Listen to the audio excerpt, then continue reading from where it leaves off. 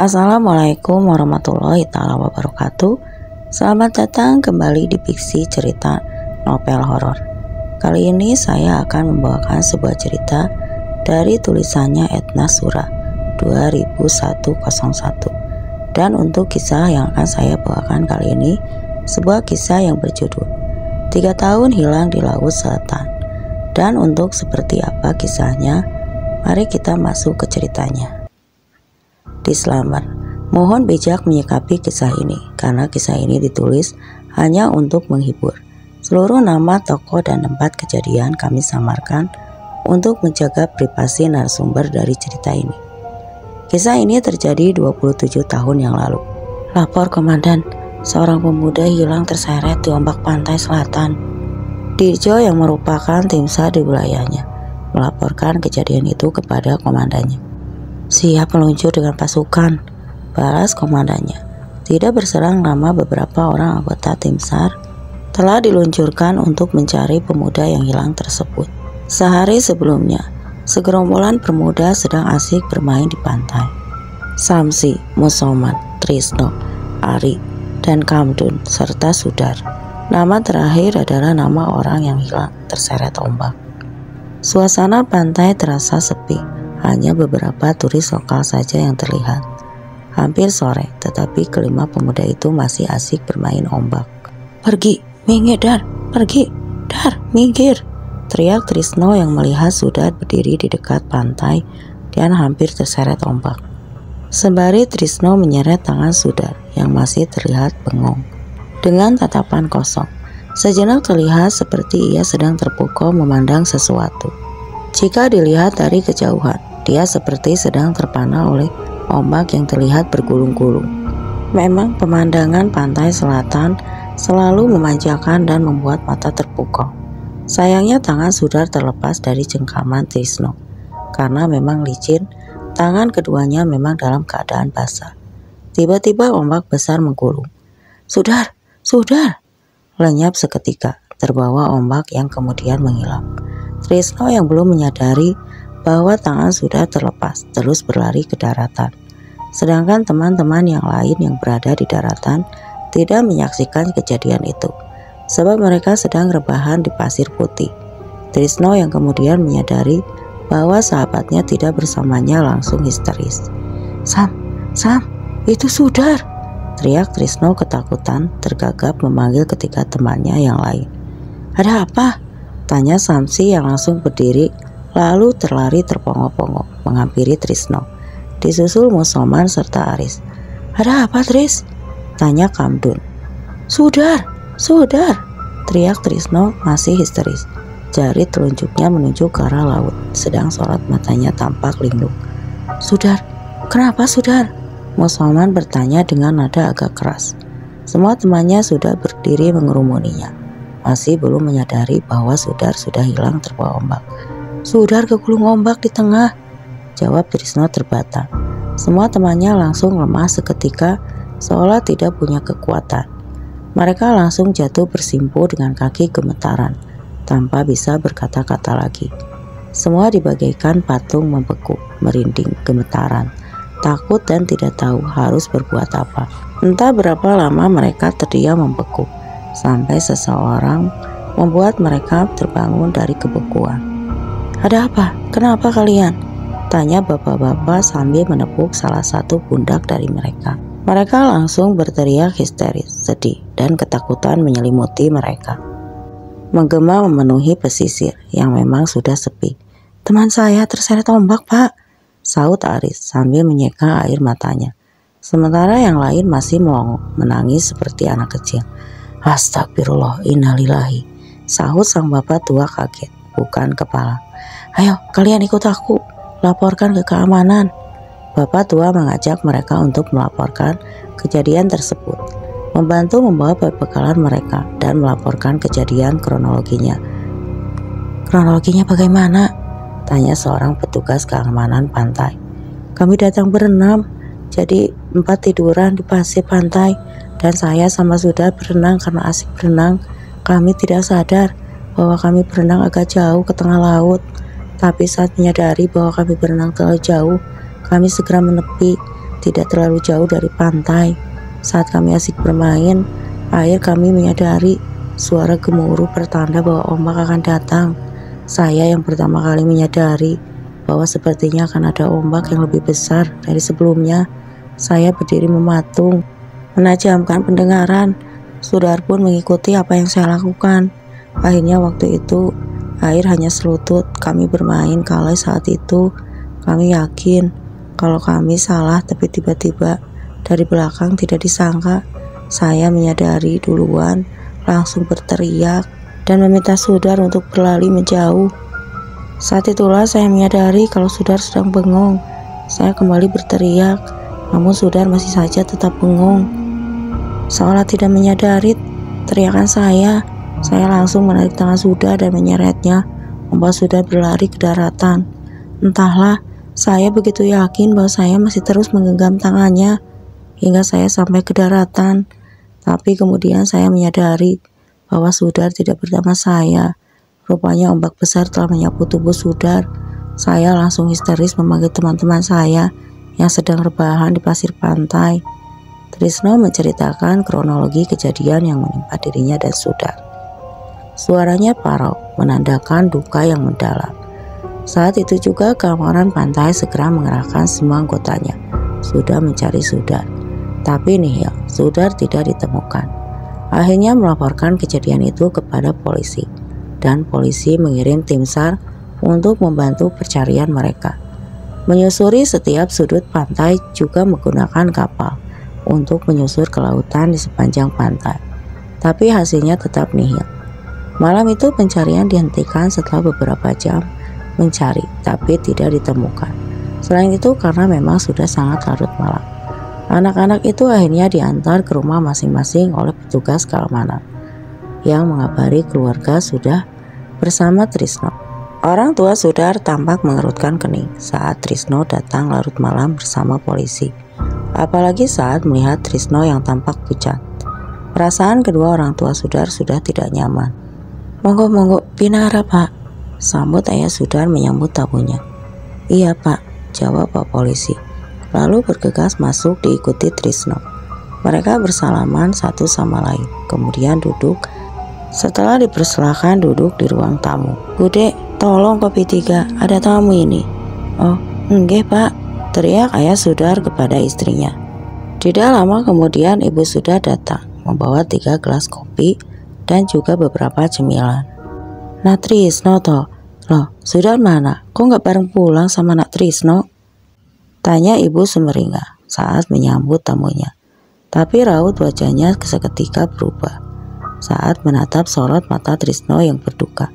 Ada luka dan duka yang menyelimuti sorot mata Trisno yang berkabut. Trisno tidak mampu berkata apa-apa. Dia hanya mampu menatap mata ibu Sudar dengan tatapan yang susah diartikan.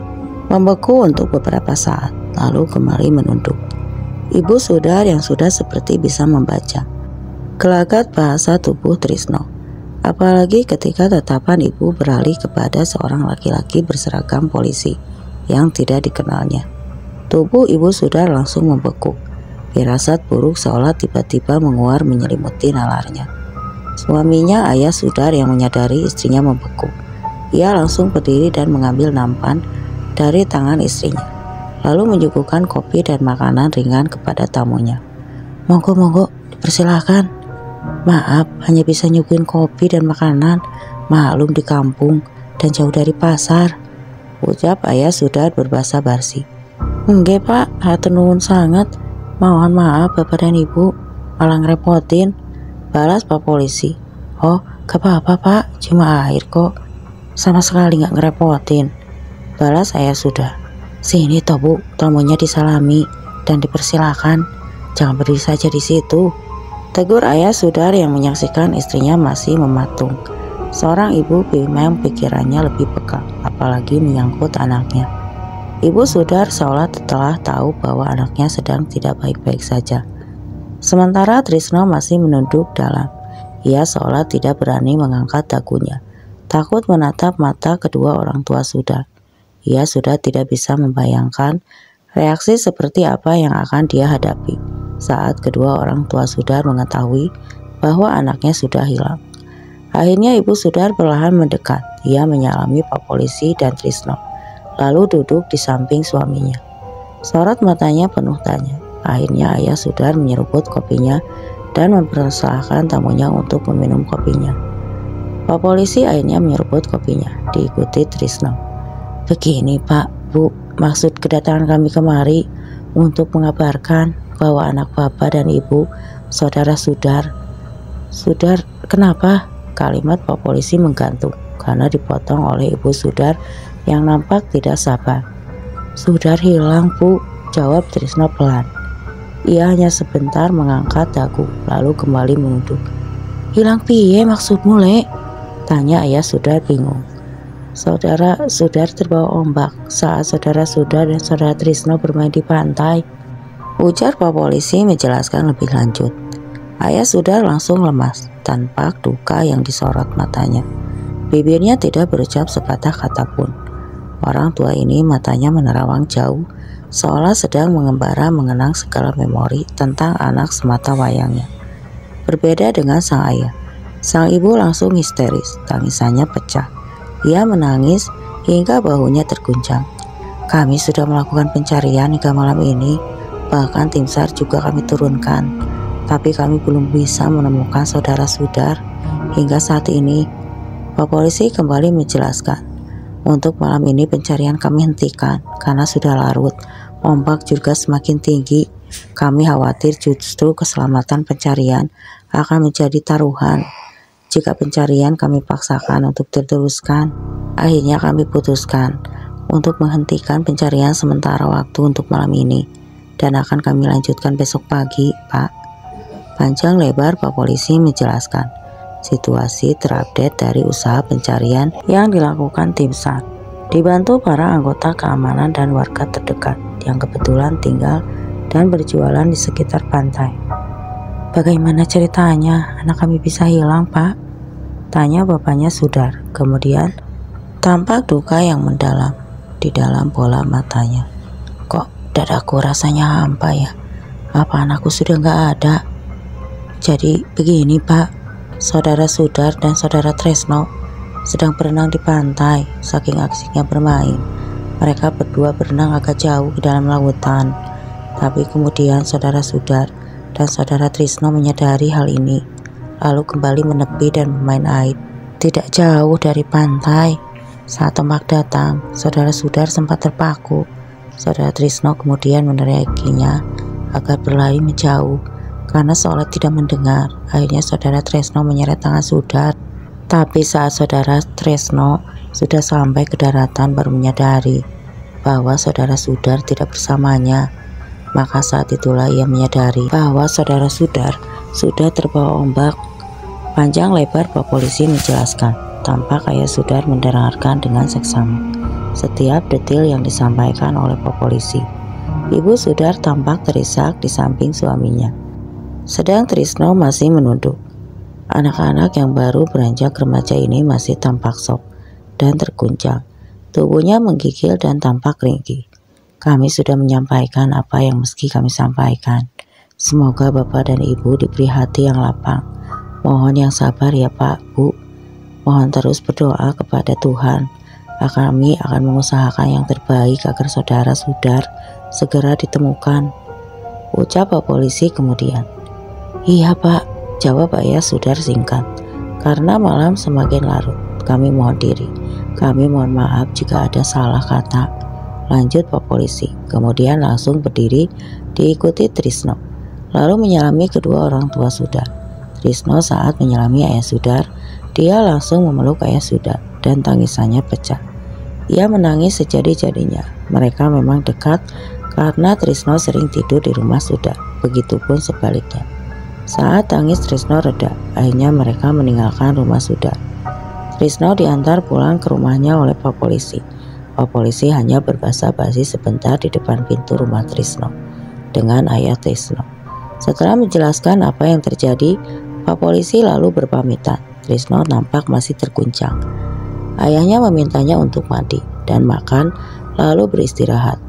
Ditungguinya anaknya untuk makan. Bapak paham apa yang kau rasakan, Nak. Tapi kamu harus tetap makan, ucap sang ayah sambil menaruh teh hangat di meja makan Tresno. Tanpa memelas, memasukkan makanan ke mulutnya. Tapi saat menyaksikan luka di sorot mata ayahnya, ia pun makan dengan lahapnya. Meski sesungguhnya ia tidak ingin makan. Begitupun teh hangat yang disajikan sang ayah, ia minum. Trisno tidak ingin membuat ayahnya bersedih demi mendengar anak dan ayah ribut-ribut di meja makan. Sang ibu yang sudah tidur pun terbangun, menghampiri keduanya di meja makan. Terlihat bertanya sesuatu. Ayah Trisno langsung memberi isyarat kepada istrinya agar tidak berucap apapun.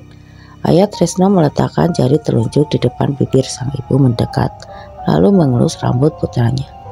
Tresno memeluk ibunya dan tangisannya kembali pecah.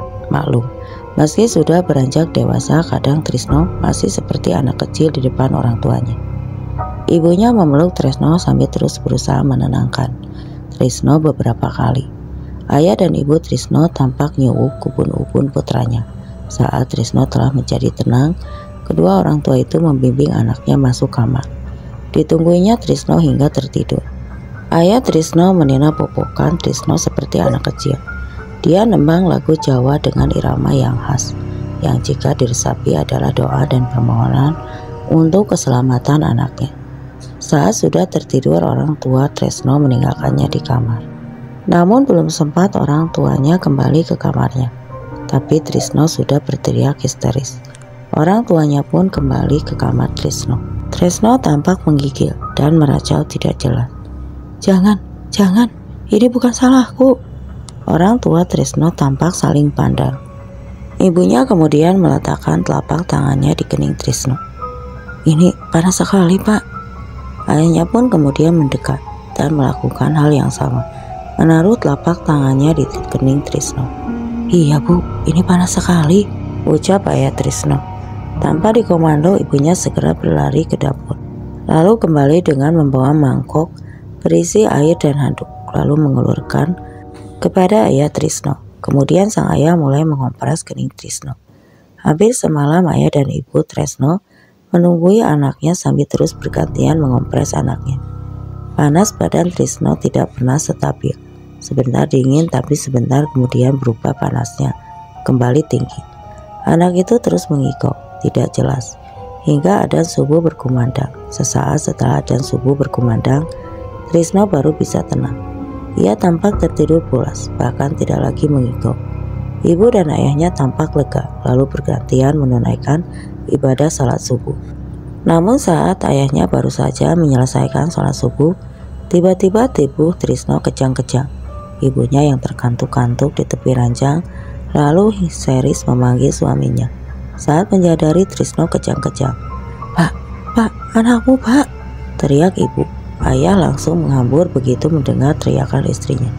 Matanya membelalak melotot tidak percaya saat menyaksikan anaknya kejang-kejang. Tanpa pikir panjang, ia langsung menggendong tubuh anaknya. Ayo kita bawa ke rumah Pak Mantri saja, ucap sang ayah sambil membopong tubuh Tresno. Ayah Tresno setengah berlari keluar dari kamar Tresno, lalu keluar rumah, kemudian membaringkan tubuh Tresno yang masih kejang-kejang di balik-balik di emperan rumah.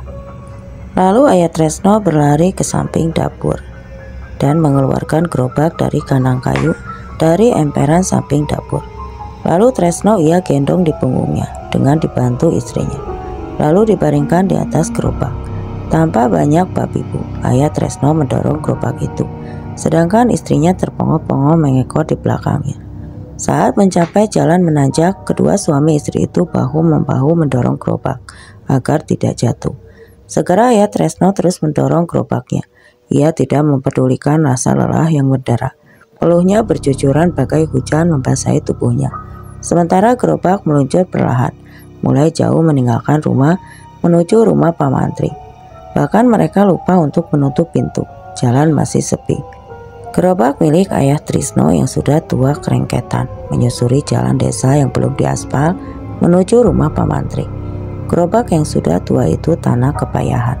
Menopang tubuh Tresno, ada beberapa ibu-ibu yang sedang menyapu halaman. Tampak menatap mereka bertiga keheranan. Si Tresno kenapa? Kok sepertinya dia sedang sakit? Batin salah satu ibu-ibu keheranan. Ibu-ibu itu berlari mendekat hingga menanyakan keadaan Tresno, tapi mereka keburu menjauh meninggalkan jalan di depan rumahnya. Setelah gerobak kerengketan menyusuri jalan desa yang berbatu, akhirnya Pak Trisno dan istri dan anaknya sampai di rumah Pak Mantri. Mereka disambut dengan terpongo-pongo oleh Pak Mantri yang baru saja membuka pintu rumahnya. Pak Mantri juga tampak membawa sapu lidi, hendak menyapu halaman rumahnya. Mereka digelandang masuk ke dalam rumah. Setelah diperiksa, Trisno diberi suntikan. Setelah obat bekerja, Trisno tampak lebih tenang, namun dia masih juga belum siuman. "Apa yang sebenarnya terjadi, Pak?" tanya Pak Mantri dengan lembut. Ayah Tresno pun kemudian menceritakan kejadian yang sebenarnya yang menimpa anaknya. Tidak lama setelah ayah Tresno menceritakan kejadian yang menimpa anaknya dan teman-temannya, televisi di ruangan tengah itu pun menyala, menyiarkan berita tentang hilangnya Sudar di pantai selatan. Saat sedang bermain dengan Trisno dan teman-temannya, mereka semua langsung membeku, terpaku menyaksikan berita di televisi. Di televisi juga diberitahukan bahwa pencarian korban yang hilang yaitu Sudar juga akan dilanjutkan hari itu. Televisi hitam itu cukup membuat mereka semua dicekam ketakutan. Akhirnya Tresno dirawat di rumah Pak Mantri. Ibunya yang menunggui karena ayahnya baru ingat bahwa mereka lupa untuk menutup pintu rumah. Selain itu juga untuk membawa baju ganti. Dan setelah keperluan lainnya, ayah Tresno pun juga harus menutup pintu. Ia bergegas pulang. Saat itu juga, setelah berpamitan pada Pak Mantri, teman-teman Tresno yang kemarin ke pantai bersama datang menjenguknya hari itu. Tapi hingga malam tiba, Tresno belum juga siuman. Akhirnya Pak Mantri menyarankan untuk membawa Trisno ke rumah sakit. Orang tua Trisno pun mengikuti saran Pak Mantri. Dan malam itu juga membawa anaknya ke rumah sakit, dibantu Pak Mantri dengan menggunakan mobil dinas milik Pak Mantri. Trisno dibawa ke rumah sakit. Mobil dinas itu juga tampak usang. Keesokan harinya, dua temannya juga datang ke rumah sakit. Sementara dua lainnya pergi ke pantai untuk memantau pencarian Sudar. Hari itu mereka berjanji untuk saling memberi kabar. Hingga hari ketiga, Tresno belum juga sadar. Begitupun tim SAR bersama petugas keamanan pantai, serta warga setempat yang sibuk mencari Sudar juga tidak membuahkan hasil. Pencarian juga dihentikan sementara untuk kemudian dilanjutkan di hari keempat. Hari keempat berlalu, begitupun hari kelima dan keenam nihil. Seolah kerja keras mereka hanya sia-sia. Sementara di rumah sakit, dokter juga melakukan berbagai upaya untuk menyadarkan Trisno. Dari hasil lab dan kondisi pasien, semua baik-baik saja. Akhirnya ayah Trisno memutuskan untuk meminta tolong orang pintar yang sekaligus kiai di daerah itu. Setelah memeriksa keadaan Trisno, Pak Kiai tampak melakukan ritual khusus. Ia meminta semua orang keluar dari ruangan, kecuali ayah dan ibu Trisno. Setelah ritual selesai, Pak Kiai nampak menghela napas berat. "Saya mohon maaf, penglihatan batin saya tidak mampu mendeteksi keberadaan Trisno, seolah tertutup dengan tenaga yang sangat besar, hingga saya tidak dapat menembus kabut hitam dan tebal yang menutupi jalan. Saat saya meraga sukma, saya sudah berusaha sekuat tenaga, tapi saya selalu terpental dan kembali ke tempat ini," ujarnya menjelaskan. Ayah dan ibu Trisno hanya mampu membeku. Ibunya sepertinya, "Hanya panjenengan yang bisa menolong Trisno, karena panjenengan adalah ibunya," lanjut Pak Kiai. Kemudian, "Maksud Pak Kiai gimana?" tanya ibu Trisno. Kemudian Pak Kiai menghela napas berat. "Sepertinya Trisno tahu di mana keberadaan Sudar dan sukmanya berusaha membawanya pulang, dan kekuatan yang sangat besar menghalangi saya untuk membawa Sudar kembali," jawab Kiai. "Jika ada yang bisa saya lakukan, saya mohon petunjuk Pak Kiai," ujar sang ibu penuh harap. "Apa ibu yakin?" Pak Kiai ragu-ragu. "Iya Pak, saya yakin. Dia anak saya satu-satunya Pak Kiai. Saya rela melakukan apapun untuk anak saya," ujar sang ibu berusaha meyakinkan Pak Kiai. "Baiklah kalau begitu," jawab sang Kiai. "Pak, saya membutuhkan susu daun pisang emas dan sabu geram," ucap Pak Kiai kemudian. Ucapannya ditunjukkan kepada ayah Trisno. Sapu gerang adalah sapu lidi yang sudah lama dipakai, hingga batang lidinya menjadi pendek dan tampak usang. "Baik, Pak," jawab ayah Trisno, sebagai pertanda kesanggupan atas permintaan Pak Kiai. "Oh iya, Pak, sepertinya kita tidak bisa melakukan ritual ini di sini. Kita mesti bawa Trisno pulang," ujar Pak Kiai selanjutnya. "Tapi bagaimana kita menyampaikannya ke dokter, Pak?" jawab ayah Trisno bingung. "Biar saya saja yang bicara sama dokter. Toh hasil lab dari keterangan dokter, Trisno baik-baik saja," ucap Pak Kiai. Akhirnya ayah Trisno dan Pak Kiai menemui dokter bersama-sama. Malam itu juga Trisno dibawa pulang. Setelah mereka diminta menandatangani beberapa berkas, termasuk berkas yang menyatakan jika terjadi apa-apa terhadap Trisno setelah keluar dari rumah sakit bukan lagi tanggung jawab pihak rumah sakit, karena keluarga Trisno yang memaksa membawa pasien pulang. Pertama yang dilakukan Pak Kiai begitu sampai rumah, Trisno langsung membuat beras kuning. Lalu beras kuning itu dipakainya untuk memagari pekarangan rumah Trisno. Ayah Trisno diminta untuk menaburkan beras kuning mengitari pekarangan rumah. Malam itu ibu Trisno diminta untuk berbaring di depan pintu rumah beralasan daun pisang emas dan berbantakan sapu gerang. "Ingat ya, Bu, ibu tidak boleh tertidur. Ibu harus terus membaca doa yang saya ajarkan tadi," Pak Kiai memberi pesan kepada ibu Trisno. "Oke, Pak," jawab ibu Trisno singkat. "Apa ibu masih hafal doa yang saya ajarkan tadi?" "Masih, Pak Kiai," jawab ibu Trisno tegas. Begitulah akhirnya ketika semuanya sudah di pos-pos masing-masing, sesuai petunjuk Pak Kiai. Keempat temannya malam itu juga datang ke rumah Trisno, yaitu Samsi, Aris, Musoman, dan Kamrun. Diminta untuk menjaga Trisno di dalam kamarnya. Sementara Pak Kiai bersama ayah Trisno berjaga di depan rumah. Mereka duduk di emperan rumah, di balai-balai. Keduanya tidak banyak mengobrol. Sementara ibu jari Pak Kiai terus bergerak dari ruas satu ke ruas jari lainnya. Rupanya Pak Kiai sedang berzikir, membaca doa untuk mereka semua. Pagi harinya saat azan berkumandang dari dalam kamar Trisno, anak-anak tampak histeris. Pak Kiai dan ayah Trisno langsung meloncat dari balai-balai tempat mereka duduk. Tanpa memakai sandal, mereka berdua langsung masuk rumah. Saat melewati jantung Pak Kiai menjadi was-was karena ibu Trisno tampak tertidur pulas. Bahkan ia mendengar anak-anak histeris. Saat mereka sampai kamar, mereka mendapatkan kejutan yang lebih besar. Trisno tidak ada di kamarnya waktu itu. Mereka masih berpikir positif. Mungkin mereka pikir Trisno terbangun lalu ke kamar mandi sendirian karena tidak ingin mengganggu teman-temannya yang tertidur. Namun saat semua di rumah itu sudah mereka periksa, hasilnya nihil. Tidak ada, namun ada hal lain yang tidak mereka sadari. Saat mereka sibuk mencari Trisno, ibunya Trisno tiba-tiba bangkit. Tubuhnya mirip mayat ketimbang manusia, tatapannya kosong. Ia kemudian berjalan meninggalkan pekarangan rumah dan berjalan menuju pantai selatan. Kakinya nyeker tanpa alas kaki. Ia berpapasan dengan beberapa ibu dan warga setempat yang mengenalnya, yang sebagian sedang berangkat ke masjid untuk jamaah salat subuh. Ada juga yang sedang berangkat ke pasar. Tapi sang ibu-ibu menyapanya itu, ibu Trisno tidak menjawab. Ia terus saja lurus. "Kenapa ya ibunya Trisno? Kok nggak jawab sapaanku?" Batin si ibu bingung. "Aku punya salah apa ya?" Ia menatap ibu Trisno dengan tatapan penuh tanda tanya. "Lah, itu nggak pakai sendal. Pagi-pagi mau kemana ya?" Batinnya lagi masih menatap punggung ibu Trisno yang berjalan menjauh, hingga akhirnya hilang di antara kabut pagi. Kampung tempat tinggal Trisno memang masih berkabut kalau pagi.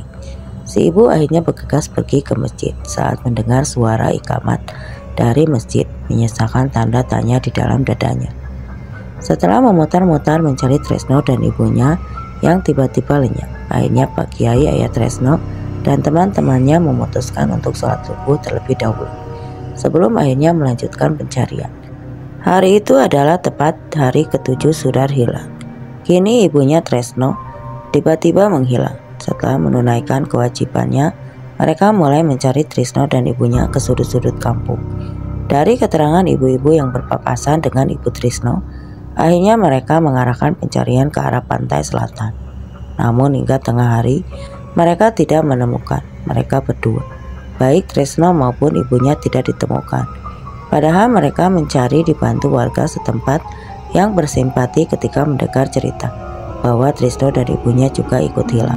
Sementara tim SAR dan tim keamanan laut masih mencari Sudar di hari itu. Banyak sekali kapal dikerahkan ke tengah lautan, sekitaran pantai tempat Sudar dan teman-temannya bermain. Hingga malam tiba mereka tidak menemukan Sudar. Akhirnya mereka memutuskan untuk menghentikan pencarian. Sebuah kapal yang terapung di tengah laut milik salah satu warga yang ikut membantu mencari Sudar tiba-tiba menangkap sebuah gerakan yang tidak lazim saat mereka hendak menepi. Posisinya tidak terlalu jauh dari pantai tempat Sudar digulung ombak. Pemilik perahu memekik memberi perintah, "Arahkan senter kalian ke sana." Pekiknya memberi perintah kepada teman-temannya sambil ia sendiri mengarahkan senternya ke satu arah yang ia curigai ada gerakan yang mencurigakan. Akhirnya teman-temannya tanpa diperintah 2 kali langsung mengarahkan senter ke arah yang sama. Alhasil ternyata benar, ada seseorang yang hampir tenggelam berusaha berenang ke tepian. Mereka pun tanpa dikomando langsung meloncat ke air. Mereka berhasil menolong orang yang hampir tenggelam, lalu membawanya naik. Betapa terkejutnya karena saat itu mereka menyadari siapa yang dibawa ke kapal. Ternyata itu adalah Trisno dan ibunya. Mereka mengenali Trisno karena mereka melihat foto Trisno yang berseliweran di berita lama Trisno selalu dikait-kait dengan hilangnya Sudar. Keduanya berhasil disadarkan oleh bapak-bapak tersebut setelah banyak sekali air yang keluar dari mulut mereka. Mereka berdua pun sadar Trisno masih tampak linglung. Bahkan Trisno belum mengenal ibunya. Sementara ibu Trisno menangis meraung-raung sambil memeluk Trisno. Bapak-bapak yang ada di kapal itu hanya bisa menepuk dada, menatap kepada ibu dan anak tersebut dengan sorot mata terenyuh. Akhirnya mereka berhasil mencapai daratan dengan selamat. Trisno dan ibunya diantar oleh bapak-bapak tersebut hingga sampai rumah. Ayah Trisno, Pak Kiai dan teman-teman Trisno pun serta orang warga sekitar rumah Trisno yang sudah berputus asa karena mereka mengira Trisno dan ibunya sudah ikut hilang bersama Sudar, dikagetkan dengan pulangnya Trisno dan ibunya yang diantar oleh bapak-bapak dari kampung sebelah. Dengan tangis begitu penuh sukacita, Trisno disambut oleh sang ayah, Pak Kiai, teman-temannya serta warga yang masih berkumpul di rumah Trisno. Meski Trisno tampak linglung dan belum berbicara sepatah kata pun, ayah Trisno tampak lega. Kakek dan neneknya pun juga tampak ada di sana. Menangis haru memeluk Trisno dan ibunya. Atas saran warga dan dengan persetujuan Pak Kiai, akhirnya malam itu pun dilakukan acara doa dan semalamatan sebagai tasyakuran bahwa Trisno dan ibunya telah kembali dengan selamat. Berbeda di rumah Trisno, berbeda pula di rumah Sudar. Saat mendapat kabar bahwa pencarian Sudar sudah dihentikan karena tidak membuahkan hasil, maka malam itu juga di rumah Sudar diadakan tahlilan dan selamatan atas meninggalnya Sudar. Acara tahlilan digelar hingga 7 hari berikutnya, kemudian dilanjutkan hari ke-40, 100 hari, setahun, dan 2 tahun, serta 1000 harinya Sudar. Setelah acara doa malam itu, Trisno berangsur membaik meski jarang sekali berbicara. Dari mulai malam kedua acara tahlilan di rumah Sudar, Trisno tidak pernah absen. Dia hanya menjawab seperlunya saat ditanya, tapi ia akan langsung bungkam saat ditanya mengenai tentang Sudar. Dan ia pergi menghilang kemana saat ia menghilang di malam itu saat acara ritual dilakukan. Malam itu dia dan ibunya diminta tidur beralasan daun pisang emas dan berbantal sapu keran. Dari keterangan Ibu Trisno malam itu, Ibu Trisno memang sempat tertidur. Katanya ia terbangun saat mendengar suara azan subuh. Saat ia berdiri dan hendak ke kamar mandi untuk mengambil air wudhu, ia melihat Trisno berjalan meninggalkan halaman rumah. Sang ibu berteriak memanggil putranya, tapi anehnya tidak keluar suara. Akhirnya ia memilih mengikuti putranya dan bahwa sesungguhnya ia tahu saat para ibu-ibu menyapanya. Tapi karena tidak ingin kehilangan jejak putranya, ia pun tidak mempedulikan sapaan dari orang-orang. Ia terus saja berjalan mengikuti Trisno. Tidak sekalipun pandangannya beralih dari Trisno. Berkali-kali ia berusaha berteriak, tapi lagi dan lagi tidak keluar suara. Ia berusaha memangkas jarak antara dirinya dan Trisno, tapi selalunya saat hampir ke tubuh Trisno, tahu-tahu Trisno sudah menjauh. Ibu Trisno juga bingung kenapa bisa demikian. Hingga akhirnya ujung perjalanan mereka berakhir di pantai selatan. Trisno terus saja masuk ke dalam air. Ibunya sekuat tenaga berlari hingga berhasil meraih tubuh putranya. Saat itulah tubuh keduanya tergulung ombak. Ibu Trisno hanya bisa pasrah ikut kemanapun ombak membawanya. Satu hal yang tidak ia lepaskan adalah pelukannya kepada Trisno. Entah berapa banyak air yang masuk ke mulutnya, tapi ia tidak mempedulikannya. Yang ia tahu waktu itu sang ibu hanya ingin terus memeluk putranya erat-erat. Pada saat ia hampir benar-benar kehilangan kesadaran, Ibu Trisno merasakan banyak sekali tangan kekar meraih tubuhnya dan tubuh putranya, lalu dibawa naik ke permukaan air.